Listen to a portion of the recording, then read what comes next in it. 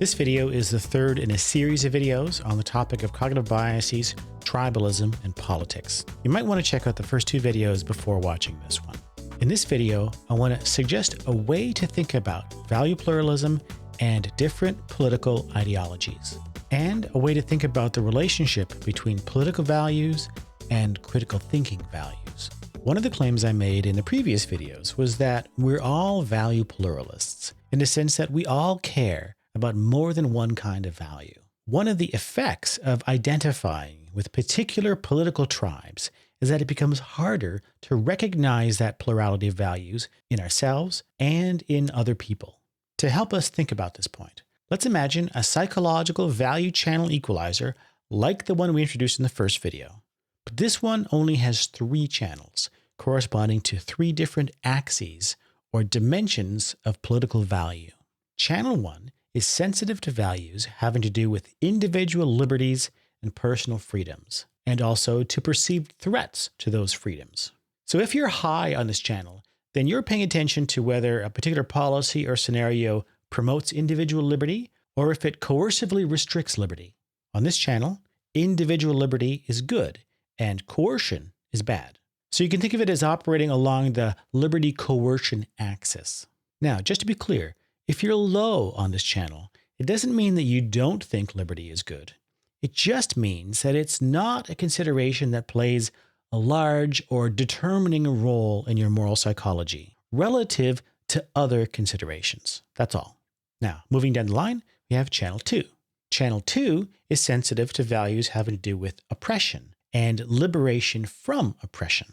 If you're high on this channel, then you're paying attention to relations of structural domination and historic inequalities among social classes, which would include phenomena like sexism, racism, anti-Semitism, homophobia, economic exploitation, and so on. From this perspective, liberation from these structures of power and oppression is viewed as good. Oppression and domination within hierarchical structures of power is viewed as bad. So we can think of this value channel as operating along the liberation-oppression axis. Now, what about channel 3? Channel 3 is sensitive to values having to do with the distinction between civilization and, for lack of a better word, barbarism.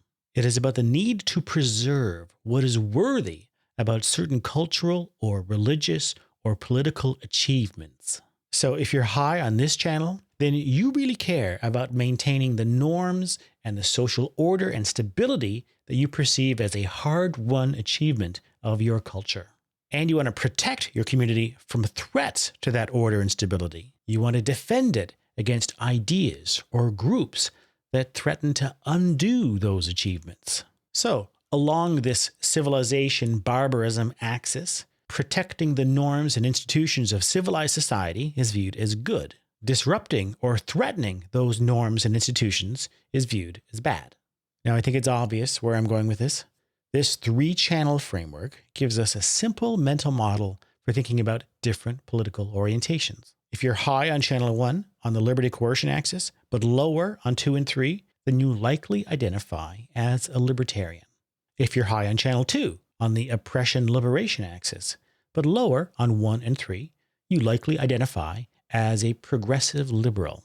And if you're high on channel 3 on the civilization-barbarism axis, but lower on 1 and 2, you likely identify as a conservative. These different political ideological orientations correlate with different psychological value profiles that peak in different places.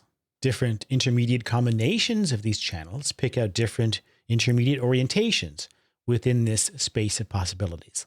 Now, this scheme isn't supposed to be exhaustive. There are political values that aren't represented on this list, but it does cover a lot of the ground that matters to people and that divides people. Arnold Kling has a whole book on the language of politics that uses this scheme, which I highly recommend. I'll link to it in the show notes. But for my purposes, I'm introducing it only to make a couple of points about value pluralism and tribalism. Like, here's a natural question to ask.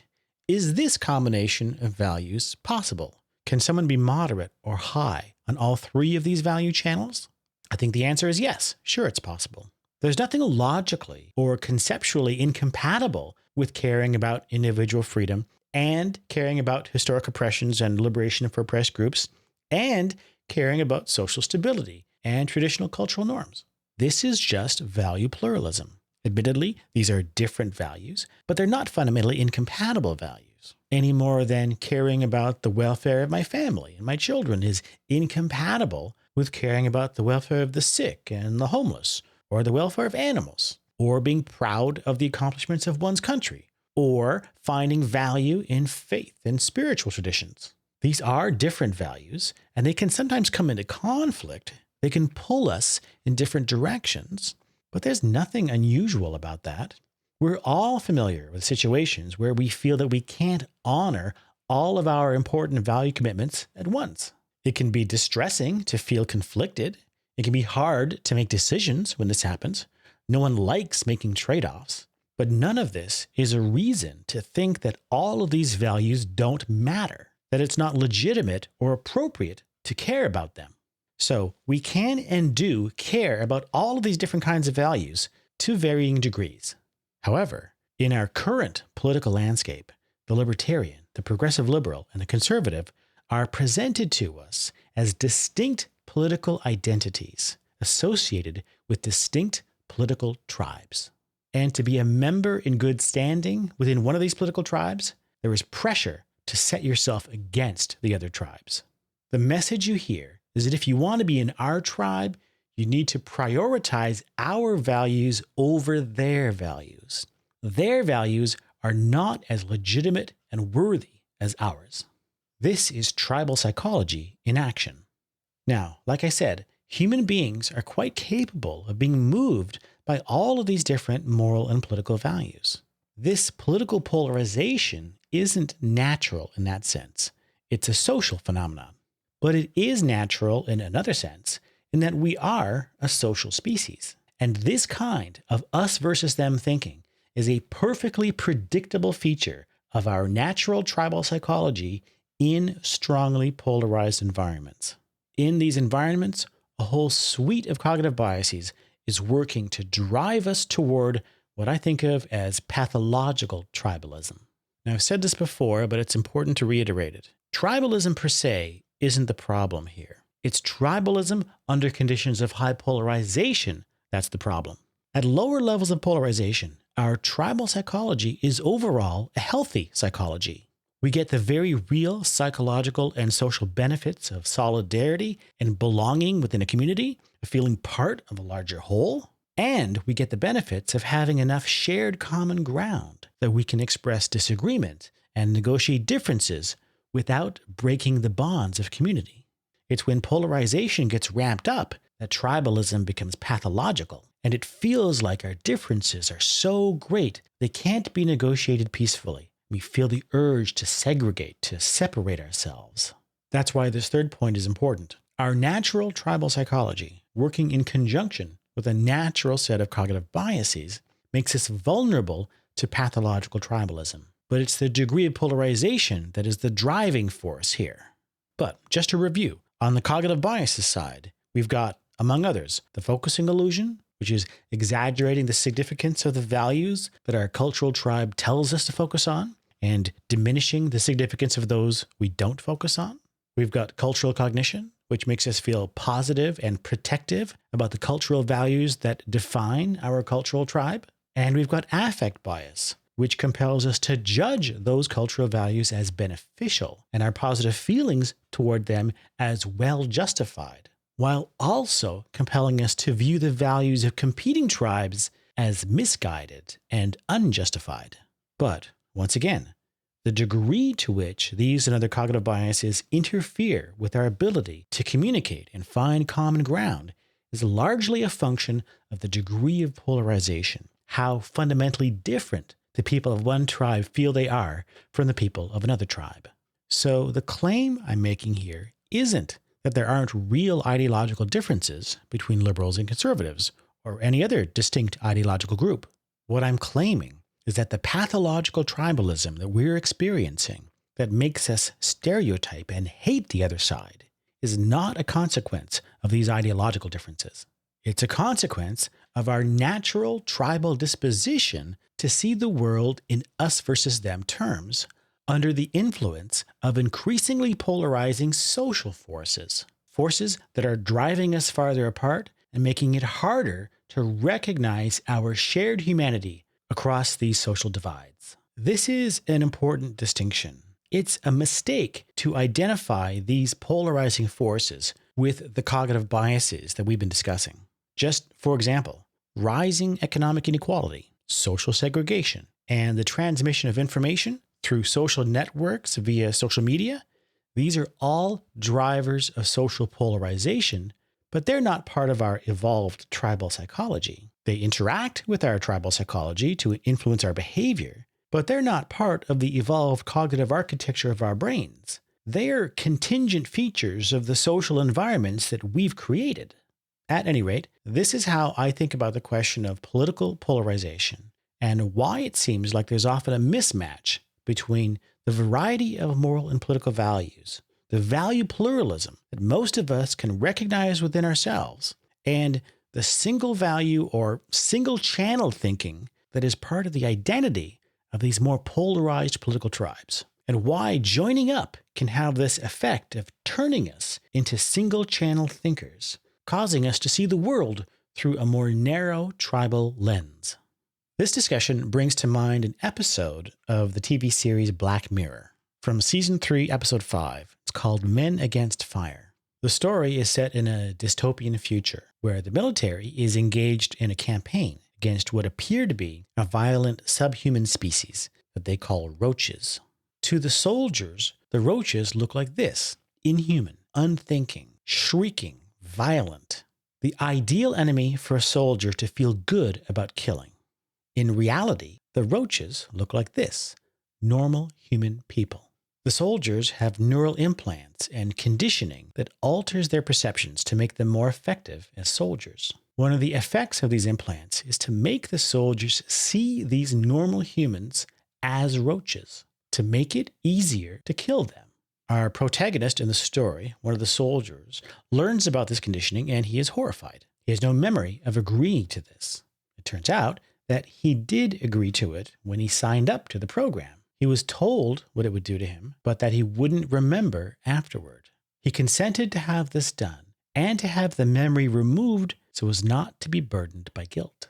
And the kicker is that the reason why these humans are being targeted isn't because they pose a military threat. It's because the governing bodies in this society are engaged in large-scale eugenics, trying to purge humanity of undesirable genetic characteristics, like people with high rates of cancer, muscular dystrophy, and other genetic diseases, lower IQs, criminal tendencies, sexual deviancy, grave threats to society.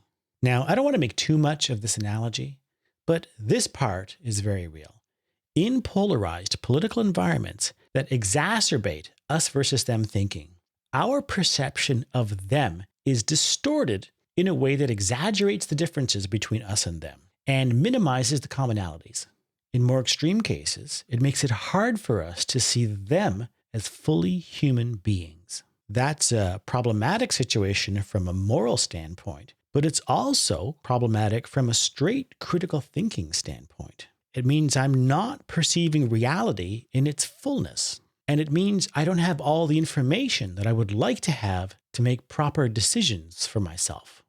Now, I want to be clear, I don't think of this as an argument against all forms of political activism or choosing to identify strongly with a political identity. I view it rather as drawing attention to some of the hidden costs of doing so when we're operating in polarizing environments.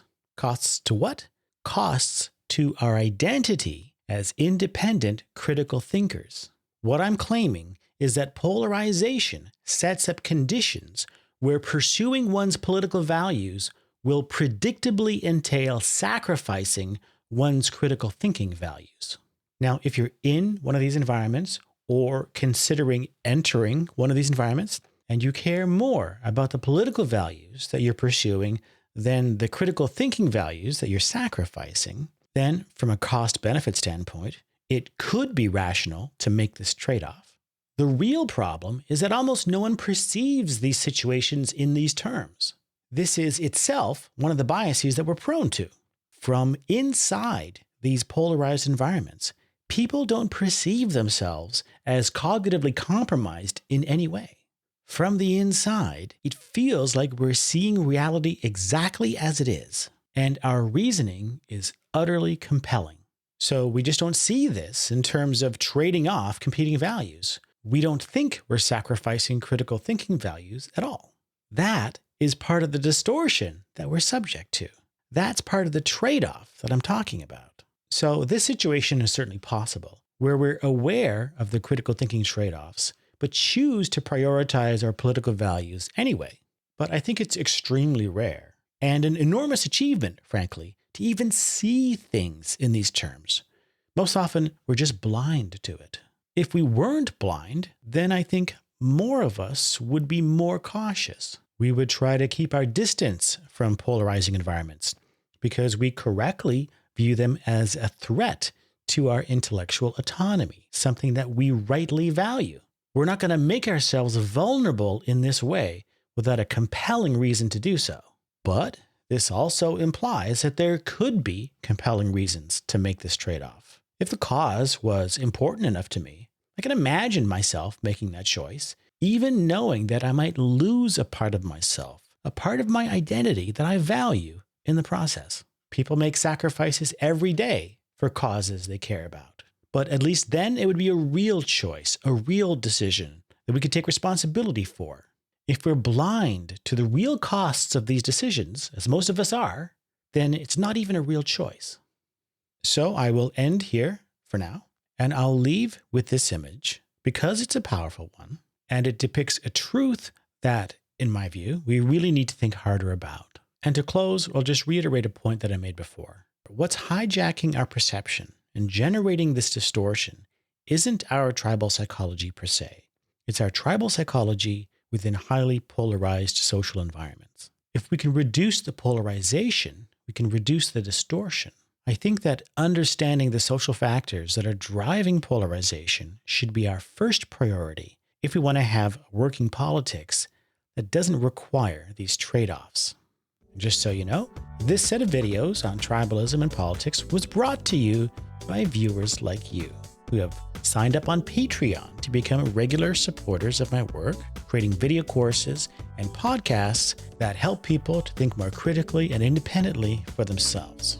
I could not do this without their support, but I could produce a lot more videos like this with even more support. So if you'd like to see more of these, please consider signing up and becoming a patron. Actually, I did announce plans to produce a video course on this subject, which will be available at my video tutorial website, Critical Thinker Academy, and on Udemy. Patreon supporters get access to all of the video content at the Critical Thinker Academy, which has over 20 hours of video tutorials on a wide range of topics related to logic, argumentation, critical thinking, and persuasive communication. And they'll have access to this course on tribalism and critical thinking when it's completed. And finally, you can find complete show notes for all of these videos at kevindelaplante.com. And you can listen to the audio for this whole series on the Argument Ninja podcast. I've got all the links in the video description below.